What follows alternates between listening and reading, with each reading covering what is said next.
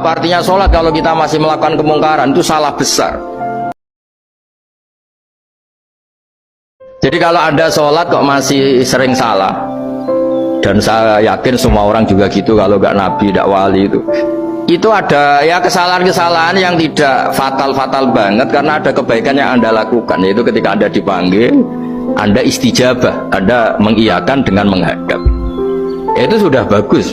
Nah, setelah menghadap ternyata disuruh apa itu tidak nurut. Disuruh apa gak nurut itu satu kesalahan yang tidak mengganggu poin pertama tadi, Anda menghadap.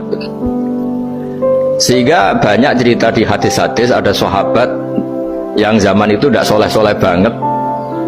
Zaman itu ketika Nabi, saya ini mau sholat ya Rasulullah, tapi jangan diminta berhenti dari begini-begini. Beliau menyebutkan sekian kemungkaran sahabat tadi.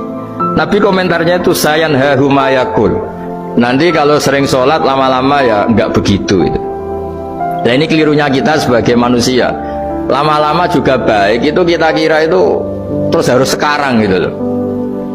Nah itu keliru, harus sekarang itu keliru. Bisa saja kita ini setiap sholat pasti sudah ditulis Allah nanti itu mati baik. Lala nanti habis asar sebelum kita maksiat sudah mati, habis sisa sebelum kita maksiat lagi sudah mati. Jadi barokahnya sholat itu ada waktu yang potensi ya, potensi sholat itu akhir kenangan kita, sholat itu identitas kita, sholat itu status kita. Nah, karena kita sholat itu pakai niat, niat itu komitmen. Sementara kalau Anda maksiat itu tidak pakai niat, karena zallah. Zallah itu ya ada niat maksiat, tahu-tahu mungkin di bis ketemu orang cantik, terus agak jelalatan, tapi kan tidak niat. Tapi kalau sampai sholat kan datang ke masjid, bayangkan dimami ini, nanti kamu takbir, nanti kamu baca ini, baca ini. Jadi benar-benar komitmen, itu status kita. Kata Said Zabidi disebut mautinuhu wa haqiqatuh. Baiknya umat Islam itu kalau taat itu mautinu, itu alamat resminya, itu statusnya, kata Said Zabidi. Tapi kalau dia maksiat itu zallah, zallah itu kepleset. Jadi tidak pernah jadi status kita. Semoga semua maksiat kita ini tidak status tapi zallah. Tapi ketika taat itu status hakikat kita, maka fal'ubudiyah ya haqiqatuh wa mautinuhu wa dzatuh. Ini kata Said Abdul Az-Zabidi pengarang Itham. Orang Islam itu orang yang ketika ibadah itu identitasnya betul, ketika ibadah itu Allahu Akbar, dia berharap rahmatnya Allah gini-gini. Nah ketika salah dia zallah, dia ngantor ya ada niat korupsi, dia ingin memenai negara ini, dia nyai juga agak ingin macam-macam gitu. Ya tapi karena manusia terus ada zallah-zallah. Nah semoga semua kesalahan kita ini zallah. Zallah itu ya cara Jawa kepleset, tidak mental. Dan semua kebaikan kita ini mental, yaitu kebaikan yang jadi tempat kita, identitas kita, haqiqatuh wa mautinuhu wa dzatuh.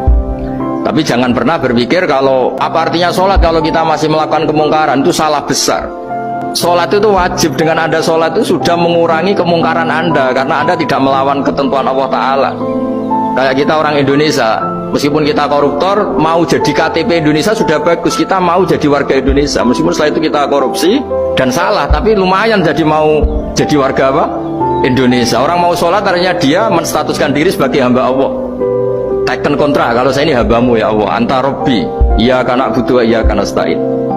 Soal salah ya salah aja, yang sama, kita tetap warga Indonesia meskipun kita salah, meskipun kita koruptor, meskipun kita salah, tetap aja warga Indonesia yang berhak mendapat jatah makan meskipun di penjara, meskipun apa. Sama, kita ini hamba Allah yang mengakui kalau Allah itu Tuhan, kita hamba.